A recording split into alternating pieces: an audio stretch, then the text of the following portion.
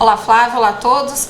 E nós estamos divulgando aqui uma série de matérias falando sobre alergias, né? Nós entrevistamos a doutora Ana Paula Giuliani, que é alergista, e hoje nós vamos falar especificamente sobre alergias alimentares. Estou aqui com a doutora através de uma videochamada. Tudo bem, doutora? Olá, Ellen, tudo bem? Tudo bom, Flávia? Boa tarde a todos vocês.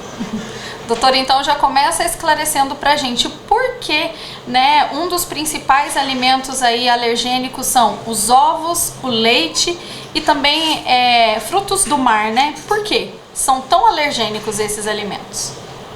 Então, antes de eu te explicar exatamente por que, a gente tem que dividir, né? Porque uma coisa é a alergia alimentar na infância e outra coisa é a alergia alimentar na vida adulta.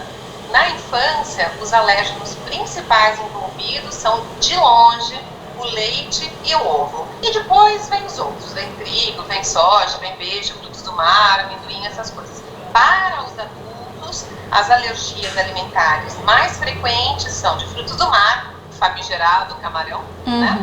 E peixes e oleaginosas, o amendoim em disparado.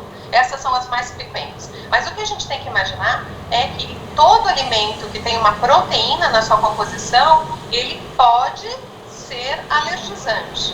Lógico, daí por que alguns alimentos dão mais alergia ou não? Daí é uma questão uma questão de composição molecular, é uma questão imunológica. É um pouco mais profunda essa explicação. Sim. O doutor, esclarece pra gente, por serem muito alergênicos, os sintomas costumam ser parecidos ou não? A alergia alimentar pode ter sintomas em dependência da fisiopatologia que rege aquela reação.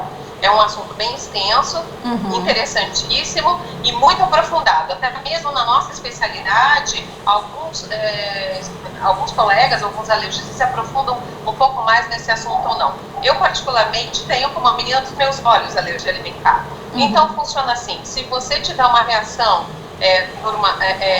tem IgE mediada e não IgE mediada. Mas vou tentar falar de uma coisa de forma mais simplista.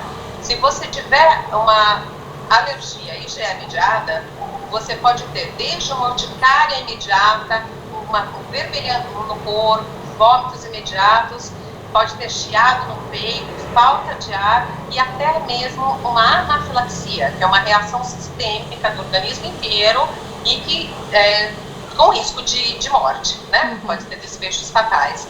Já se você tem uma alergia não IgE mediada, nós estamos falando daquelas reações mais tardias. E reações tardias, normalmente, são reações gastrointestinais. Então, são aquelas crianças, sobretudo, que têm aquelas diarreias crônicas, e daí a criança não desenvolve. E temos as reações mistas também, para facilitar, né? Para facilitar. Ainda temos as mistas, que tem como exemplo máximo a dermatite atópica, e uma outra patologia que vem crescendo muito, que é uma patologia gástrica, do esôfago, na realidade, gástrica não, se chama esofagite eosinofílica. A grosso modo é isso. O doutor, então, esclarece pra gente, para aquela mãe, né, já que tudo começa na infância, né, para aquela mãe que quer ter um diagnóstico por segurança, né, saber o que o filho é ou não alérgico, pode fazer esse teste, como funciona esse teste e quando fazer também, né? Qual a idade correta para fazer esse teste? Ellen, é primordial se ter o diagnóstico de uma alergia. Por quê? Se você não tem o diagnóstico, você pode expor seu filho ao risco, certo? E se aquele diagnóstico parece que mas não é, entra toda a família numa situação como essa. Porque a família do alérgico, da criança que tem alergia alimentar, ela é muito comprometida. E todo mundo entra na brincadeira, digamos assim, né? Mas, em relação aos testes que você me perguntou, na realidade, dependência dos sintomas e do mecanismo imunológico, eu posso ou não solicitar testes. Se eu tenho uma criança, um bebê, que estava no leite materno, tomou fórmula na primeira, na segunda vez, empipocou inteiro, eu posso pedir um exame chamado dosagem de IgE específico ou teste alérgico. Mas teste alérgico num bebezinho? Sim, qualquer idade você pode fazer teste alérgico, porque você tem anticorpo da classe IgE. Então, essa história de que você não podia fazer teste alérgico em criança menor que 2 anos, que dava muito falso negativo, é um mito, certo?